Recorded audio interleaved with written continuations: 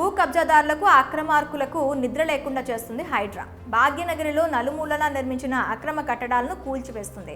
చెరువులు, కుంటలు, ప్రభుత్వ స్థలాలు, పార్కులను కబ్జా చేసి నిర్మించి కట్టడాలపై కొరడా జుల్పిస్తుంది. బఫర్ జోన్ FTL లో నిర్మాణాలను నిర్దాక్షిణ్యంగా కూలగొడుతోంది. సెలబ్రిటీల నిర్మాణాలైనా సరే ఉపేక్షించడం లేదు హైడ్రా. దీన్ని వెనుక ఉండి నడిపిస్తోంది రేవంత్ రెడ్డి సర్కార్. ప్రభుత్వమైనా ముందుని నడిపించిన కథానాయకుడు కమిషనర్ రంగనాథ్ GHMC పరిధిలో అనుమతి లేని అక్రమ నిర్మాణాలను కూల్చివేస్తూ టాక్ ఆఫ్ ది హైదరాబాద్ అయ్యాడు.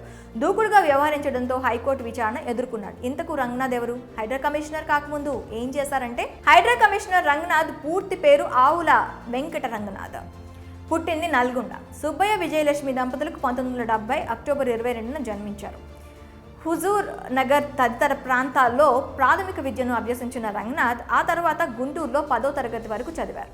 ఇంటర్ ఇంజనీరింగ్ హైదరాబాద్లో పూర్తి చేశారు. ఉస్మానియా యూనివర్సిటీలో ఇంజనీరింగ్ పూర్తి చేసిన అనంతరం IDBI బ్యాంక్లో కొంతకాలం పనిచేశారు. ఆ తర్వాత పోలీస్ ఆఫీసర్ కావాలన్న లక్ష్యంతో గ్రూప్ 1 పరీక్షలకు ప్రిపేర్ అయ్యారు. గ్రూప్ 1 పరీక్షల్లో స్టేట్ 13వ ర్యాంకు సాధించారు.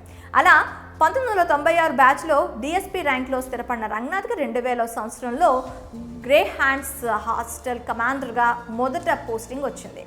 ఆ తర్వాత కొత్తగూడెం DSPగా బదిలీ అయ్యారు. అక్కడ 2003 వరకు పనిచేశారు. ఆ తర్వాత ఒక ఏడాది పాటు వరంగల్ జిల్లా నర్సంపేట DSPగా 2004 ఎన్నికల సమయంలో ప్రకాశం జిల్లా మార్కాపురంలో పనిచేశారు. తూర్పుగోదావరి జిల్లా అడిషనల్ SPగా ఉన్న సమయంలో బలిమెల రిజర్వాయర్ వద్ద గ్రేహౌండ్స్ ఇబ్బంది నక్సల్స్ చేతిలో ప్రాణాలు కోల్పోవడంతో రంగనాథన్ను ఆ ప్రాంతానికి బదిలీ చేశారు.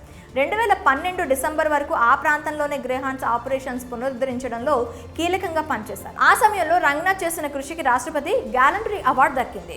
ఆ తర్వాత 2014 వరకు ఖమ్మం SPగా పనిచేసి ఆ తర్వాత నల్గొండకు బదిలీ అయి అక్కడ 4 ఏళ్లు పనిచేసి తనదైన ముద్ర వేసుకున్నారు.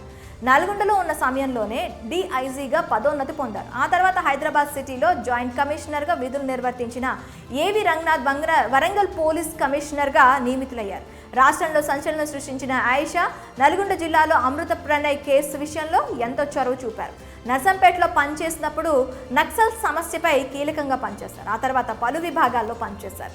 ఇప్పుడు హైడ్రాతో హడలు పుట్టిస్తున్నారు. హైదరాబాద్ అక్రమ నిర్మాణాలపై దృష్టి సారించిన రేవంత్ రెడ్డి సర్కార్ ఈ క్రమంలో హైడ్రా ఏర్పాటు చేసి రంగనాథన్ను కమిషనర్గా నియమిస్తూ స్పెషల్ పవర్స్ కూడా ఇచ్చింది. అక్కడ నుండి తన పవర్ చూపించారు రంగనాథ్. సంచలన కేంద్ర బిందువయ్యారు.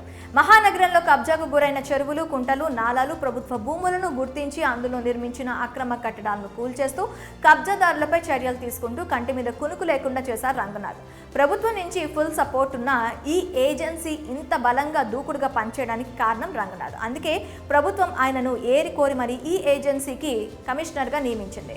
మాదాపూర్, అమీన్పూర్, ఇప్పుడు మూసి పరివాహక ప్రాంతాల్లో ప్రక్షాళన మొదలుపెట్టారు. తాజాగా కూల్చివేతల కేసులో హైకోర్టు విచారణ కూడా ఎదుర్కొన్నారు. వెనుకున్నది ప్రభుత్వమైన కబ్జాదారులకు సింహస్వప్నంగా మారారు రంగనాథ్. రంగనాథ్ ఆధ్వర్యంలో జరుగుతున్న అక్రమ కట్టడాల కూల్చివేతపై మీ అభిప్రాయం ఏంటో కామెంట్స్లో తెలపండి.